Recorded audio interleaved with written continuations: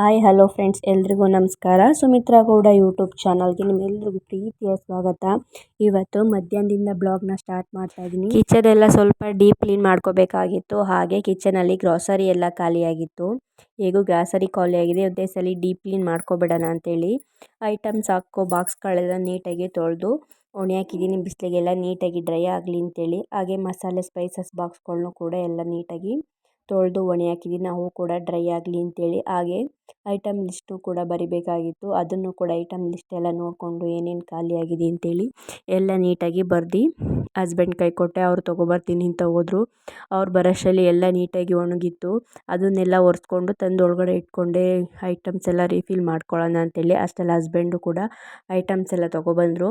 ಒಂದ್ಸಲ ಎಲ್ಲ ಕೊಟ್ಟಿದ್ದಾರೆ ಅಂತೇಳಿ ನೀಟಾಗಿ ಚೆಕ್ ಮಾಡ್ಕೊತಾ ಇದ್ದೀನಿ. ನಾವೇನು ಬರ್ತಿದ್ವಿ ಅದನ್ನೆಲ್ಲ ಕರೆಕ್ಟಾಗಿ ಕೊಟ್ಟಿದ್ದಾರೆ ಅಂತೇಳಿ ಒಂದ್ಸಲ ನೀಟಾಗಿ ಚೆಕ್ ಮಾಡ್ಕೊತೀನಿ. ಹಾಗೆ ಅಲ್ಲಿ ಏನು ಬಿಲ್ ಹಾಕಿರ್ತಾರೆ ಅದನ್ನು ಕೂಡ ಒಂದ್ಸಲ ಎಲ್ಲ ನೀಟಾಗಿ ಟ್ಯಾಲಿ ಮಾಡ್ಕೊತೀನಿ. ಕ್ಯಾಲ್ಕುಲೇಟರಲ್ಲಿ ಕರೆಕ್ಟಾಗಿ ಬಿಲ್ ಆಗಿದೆಯಾ ಅಂತೇಳಿ. ಇಷ್ಟು ಐಟಮ್ಗೆ 6000 ಸಮಥಿಂಗ್ ಆಗಿತ್ತು. ಎಲ್ಲ ನೀಟಾಗಿ ನೋಡಿಕೊಂಡು ಬಾಕ್ಸ್ಗೆಲ್ಲ ನೀಟಾಗಿ ಫಿಲ್ ಮಾಡಿ ಇಟ್ಕೊತಾ ಇದ್ದೀನಿ. ಹಾಗೆ ನನ್ನ ಮಗನೂ ಕೂಡ ಅದೆತ್ತದು ಇದೆತ್ತದು ಅವರು ಎಲ್ಲ ಮಾಡ್ತಾಯಿದ್ರು.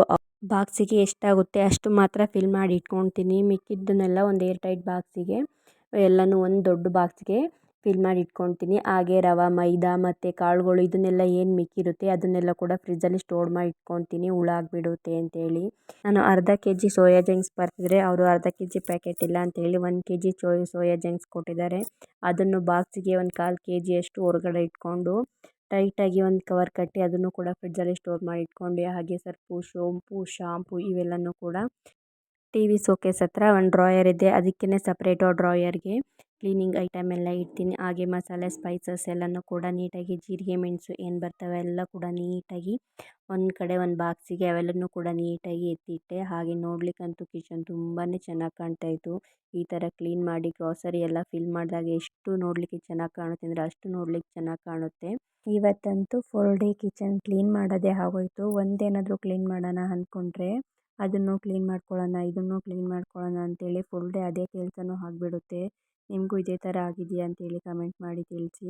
ಹಾಗೆ ಸ್ವಲ್ಪ ಫ್ರೂಟ್ಸ್ನೂ ಕೂಡ ತೊಗೊಬಂದಿದ್ರು ಹಸ್ಬೆಂಡು, ಅದನ್ನು ಕೂಡ ಎತ್ತಿಟ್ಟಿಲ್ಲ.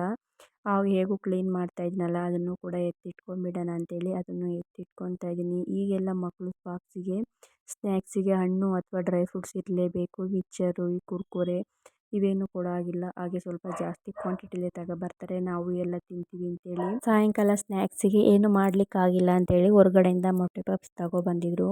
ಅದನ್ನು ಎಲ್ಲರಿಗೂ ಹಾಕೊಟ್ಟು ನಾವು ಕೂಡ ತಿಂದು ಹಾಗೆ ಒಂದು ಲೋಟ ಕಾಫಿ ಮಾಡ್ಕೊಂಡು ಕುಡಿದ್ವಿ. ಹಾಗೆ ಈ ವಿಡಿಯೋನ ಇಲ್ಲಿಗೆ ಹೆಡ್ ಮಾಡ್ತಾ ಇದ್ದೀನಿ. ಈ ವಿಡಿಯೋ ನಿಮ್ಗೆ ಏನಾದ್ರು ಇಷ್ಟ ಆಗಿದ್ರೆ ಪ್ಲೀಸ್ ಒಂದು ಲೈಕ್ ಮಾಡಿ, ಶೇರ್ ಮಾಡಿ, ಹಾಗೆ ಸಬ್ಸ್ಕ್ರೈಬ್ ಮಾಡ್ಕೊಳ್ಳಿ. ನಿಮ್ಮ ಫ್ರೆಂಡ್ಸ್ ಆ್ಯಂಡ್ ಫ್ಯಾಮಿಲಿ ಕೂಡ ಶೇರ್ ಮಾಡಿ. Thank you for watching. Bye.